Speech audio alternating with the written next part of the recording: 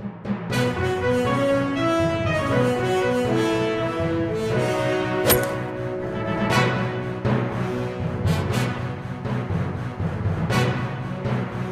باللہ السمیع العلیم من الشیطان اللعین الرجیم بسم اللہ الرحمن الرحیم الحمدللہ رب العالمین والعاقبۃ للمتقین والجنۃ للموحدین والنار للملحدین والصلاة والسلام علی اشرف الانبیاء والمرسلین سیدنا ونبینا وحبیب قلوبنا والطبیب نفوسنا الذي سمع في السماء احمد وفي الارض ابي القاسم محمد والصلاة والسلام والتحية والاكرام على اهل بيته الطيبين الطاهرين المعصومين المظلومين على لعنة الله على اعدائهم اجمعين من يومنا هذا الى قيام يوم الدين بسم اللہ الرحمن الرحیم ثم لتسألن یومئذ عن النعیم۔ ارشاد رب العزت ہو رہا ہے کہ پھر تم سے اس دن نعمت کے بارے میں سوال کیا جائے گا۔ یہ سورہ تکاثر کی آخری آیت۔ ظاہر ہے کہ اس سورہ کے نام سے اندازہ ہو رہا ہے کہ خالق کائنات نے جو نعمتیں ہمیں عطا کی ہیں اس کا ہمیں حساب دینا ہے، چاہے وہ نعمت اولاد کی شکل میں ہو، چاہے وہ مال کی شکل میں۔ ظاہر ہے کہ خالق کائنات نے کثرت سے یہ نعمتیں ہمیں عطا کی ہیں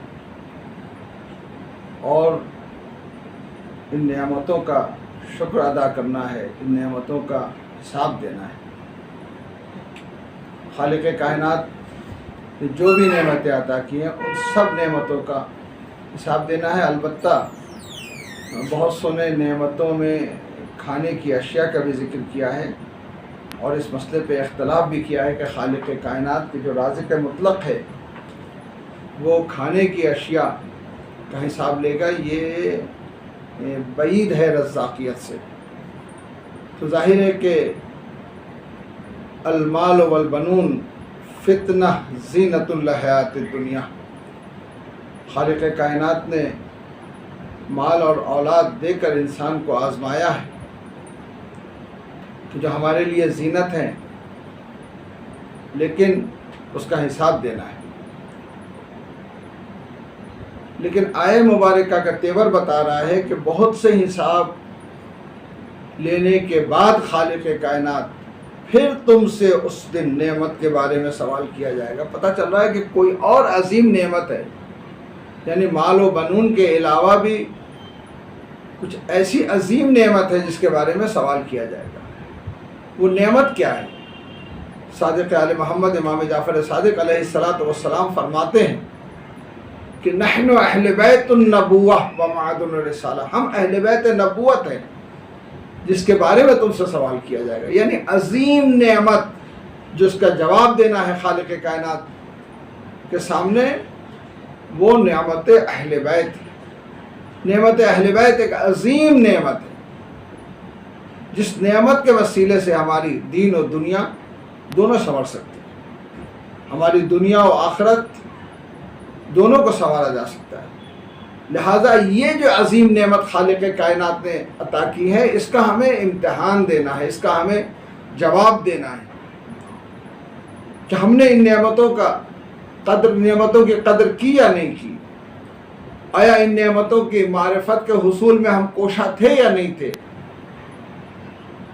آیا ان کی پیروی ہم نے کی یا نہیں کی۔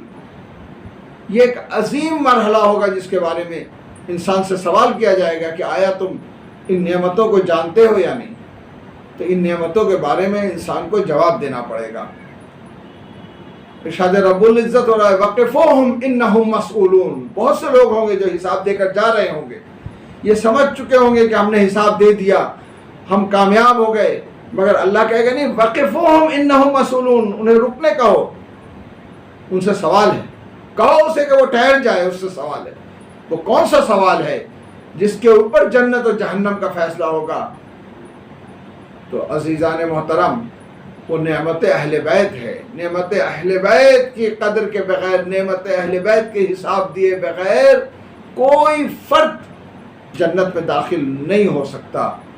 لہذا نعمت اہل بیت جس کی معرفت حاصل کرنی چاہیے اور جس کی تقدیر و تشکر کے طور پر ان کی جو ہے وہ پیروی کرنی چاہیے، تاکہ خالق کائنات کے یہاں جواب دیا جا سکے۔ اگر اس نعمت کا جواب نہیں دیا گیا تو خالق کائنات کے بارگاہ میں جتنی بھی نعمتیں ملی ہیں ان سب کا شکر ادا کرو، خالق کائنات اسے قبول نہیں کرے گا۔ تمام اعمال دھرے کے دھرے رہ جائیں گے اگر نعمت اہل بیت کی قدر نہ کی گئی۔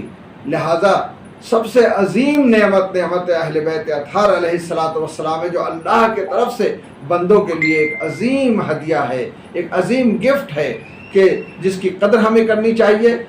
لہذا یہ جو ارشاد رب العزت ہو رہا ہے ثم لتسألن یومئذ عن النعیم، تو تمام نعمتوں کے حساب کے بعد ہمیں نعمت اہل بیت کا حساب دینا ہے، اور یہ بھی معلوم ہونا چاہیے کہ جتنی بھی نعمتیں ہمیں ملی ہیں وہ ان نعمت عظمیٰ کے عوض میں ملی ہیں، ان نعمت عظمیٰ کے صدقے میں ملی ہیں۔ یعنی اگر مال و بنون جو کچھ بھی ہمارے پاس ہے وہ نعمت اہل بیت کا صدقہ ہے، تو سب سے پہلے نعمت اہل بیت کی قدر کرنی چاہیے، نعمت اہل بیت کا شکر ادا کرنا چاہیے، نعمت اہل بیت کے بارے میں جواب دینے کے لیے ہمیں تیار رہنا چاہیے۔ عزیزان محترم، اس نعمت کے بارے میں امت مسلمہ نے جو ظلم کیا ہے، ٹھیک ہے نا، اس کی تلافی جو ہے وہ اسی بات میں ہے کہ وہ اس نعمت کی قدر کریں، اور اپنے آخرت کی مد پرواہ اگر کرنی ہو تو اس نعمت کو عظیم گردانیں اور اس نعمت کے